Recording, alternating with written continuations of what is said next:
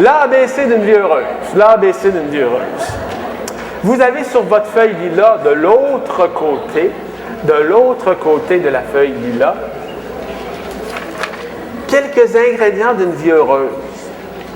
Ce texte-là, moi j'en suis fier. Vraiment, j'aime bien ce texte-là parce qu'il parle de c'est quoi les ingrédients de base d'une vie heureuse et il fait le lien aussi avec la vie de couple et la vie de famille. Vous ne serez pas surpris que le premier ingrédient que j'ai mis, c'est faire de l'activité physique avec plaisir.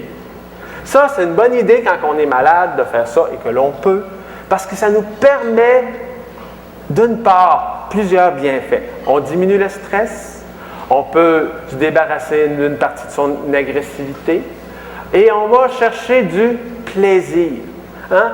C'est sûr que le plaisir de manger, ça peut être frustrant de ne plus l'avoir de la même façon, mais il y a d'autres plaisirs dans notre jardin qu'on peut cultiver. Hein? Le plaisir d'aller barboter dans l'eau, le plaisir de détendre son corps, même si notre corps est malade, que la maladie se contrôle, aller rechercher les zones de plaisir. Et là, l'activité physique, c'est une bonne source de plaisir.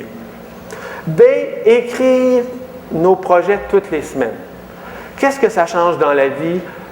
On devient un architecte quand on s'assoit, on se pose la question, c'est quoi mes projets? Je les écris. Quand je les écris, c'est plus vague, ça devient concret. Quand je les écris puis je les mets sur le frigidaire, ça devient un engagement face à soi-même. On devient proactif, créateur de son bonheur. Alors, écrivez vos projets, ça va vous stimuler à être debout, à être actif, à regarder ce qui s'en vient et à provoquer les situations pour les récolter, ces bonheurs-là. Nous engager auprès des autres dans le bénévolat. Ben là, je ne peux vraiment pas vous dire que ici, ce n'est pas la bonne place. S'engager, lorsqu'on a fait un bout de chemin face à sa maladie, que ce n'est plus l'ennemi qui c'était, on devient pour les autres des personnes ressources importantes. La maladie prend alors un sens surprenant.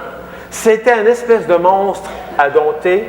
Maintenant que je l'ai dompté, ça devient un allié où je peux aider des personnes qui commencent dans leur carrière de malade. Et ça donne une valeur à sa vie.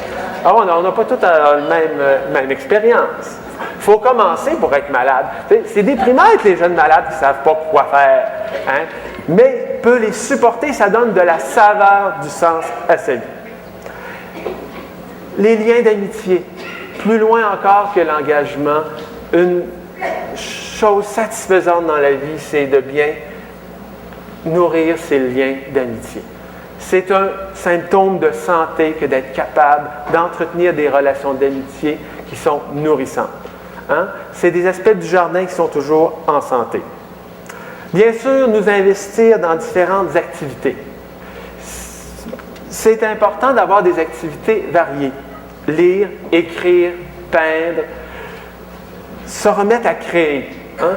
C'est le fun. Lorsqu'on a des activités variées, par exemple. Quand il pleut, on ne peut pas aller prendre une marche, mais on peut lire. Quand il fait beau, on peut aller prendre une marche, puis on lira plus tard. Alors, aller chercher des activités variées qui nous permettent d'être toujours prêts à saisir le bonheur à l'instant présent où il va se surgir et se présenter.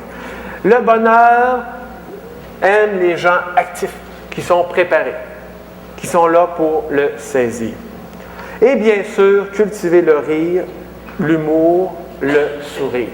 Hein?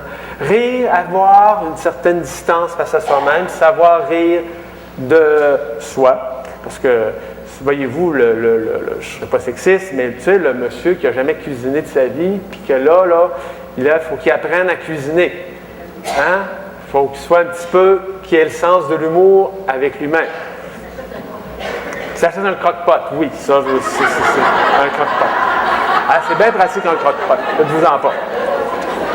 Alors, gardez le rire, le sourire et l'humour, ça va enjoliver votre vie. Et ça enjolive la vie de chacun et de chacune.